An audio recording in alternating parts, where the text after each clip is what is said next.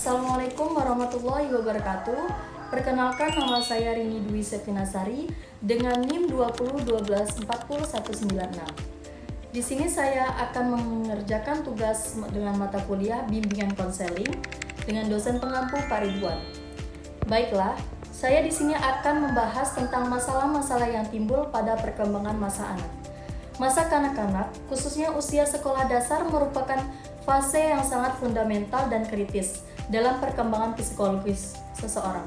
Pada masa ini, anak sedang menyusun pola tingkah laku, karakter, kecerdasan, dan emosinya, sehingga peran orang tua dan lingkungan sangat menentukan perkembangan mereka selanjutnya. Memahami tahap ini penting karena setiap tahap perkembangan memiliki potensi gangguan yang berbeda-beda. Karakteristik umum anak usia sekolah dasar. Sebelum membahas masalah, mari kita pahami karakteristik umum anak usia sekolah dasar. Secara alamiah, mereka senang bermain, bergerak, dan bekerja dalam kelompok. Mereka memiliki rasa ingin tahu yang kuat dan tertarik pada dunia sekitar. Mereka juga termotivasi untuk berprestasi dan belajar lebih efektif ketika mereka merasa puas dengan situasi yang terjadi. Karakteristik ini menunjukkan bahwa anak bukanlah miniatur orang dewasa, melainkan individu unik yang cara berpikirnya masih terbatas pada hal-hal yang konkret. Masalah perkembangan anak adalah proses yang holistik, mencakup aspek biologis, kognitif, dan psikososial.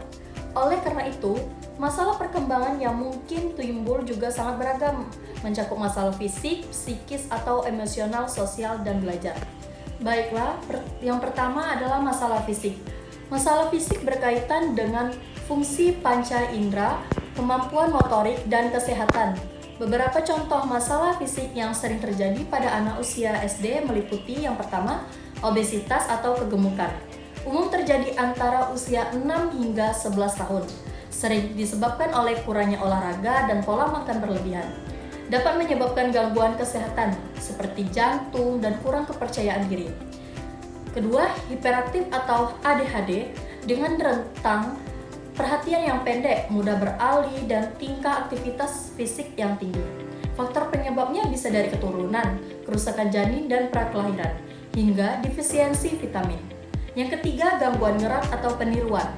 Gerakan motorik kasar yang tidak wajar dan berulang seperti membenturkan kepala atau gerakan tangan yang cepat dan berirama.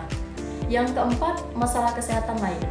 Anak-anak pada usia ini juga rentan terhadap penyakit akut seperti flu atau migrain, serta gangguan fungsi panca indera dan masalah kontrol tubuh seperti ngompol atau buang air besar di sembarang tempat. Yang kedua, itu ada masalah psikis atau emosional. Gangguan emosi adalah kesulitan penyesuaian diri yang menyebabkan tingkah laku tidak sesuai dengan norma sosial. Masalah ini dapat dibagi menjadi dua. Yang pertama ada externalizing behavior, perlakuan yang berdampak langsung pada orang lain seperti membangkang, agresif, berbohong, atau kurang kendali diri. Yang selanjutnya internalizing behavior, perilaku yang memengaruhi diri sendiri seperti gangguan kecemasan, depresi, menarik diri dari interaksi sosial, atau tidak percaya diri. Stres juga merupakan masalah penting. Penyebab stres pada anak dapat berupa peristiwa hidup seperti perceraian, kematian, orang tua, atau kemiskinan. Yang ketiga, kita membahas tentang masalah sosial. Perkembangan sosial adalah proses belajar untuk menyesuaikan diri dengan norma dan tradisi kelompok. Ketika proses ini terhambat, dapat ditimbul masalah sosial seperti pembangkangan atau perilaku melawan sebagai reaksi terhadap disiplin atau tuntutan yang dianggap tidak sesuai.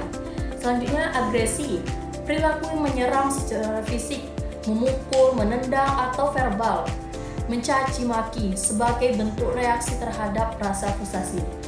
Selanjutnya kita membahas tentang masalah belajar kesulitan. Belajar adalah hambatan yang dialami siswa dalam mencapai hasil belajar yang telah ditetapkan. Jenis-jenis masalah belajar meliputi underachieve, berprestasi tidak optimal. Siswa dengan potensi intelektual tinggi tetapi memiliki prestasi belajar yang rendah. Pertama ada sindrom kegagalan, murid dengan ekspektasi rendah yang mudah menyerah saat menghadapi kesulitan, meskipun memiliki kemampuan. Selanjutnya off-task behavior, Perilaku yang muncul saat pembelajaran tetapi tidak mendukung kegiatan belajar. Misalnya, melamun atau bicara sendiri. Selanjutnya ada gangguan keterampilan spesifik, termasuk disgrafia atau kesulitan menulis yang membutuhkan waktu lama dan koordinasi mata, tangan yang buruk. Dan diskalkulia, kesulitan dalam kemampuan menghitung.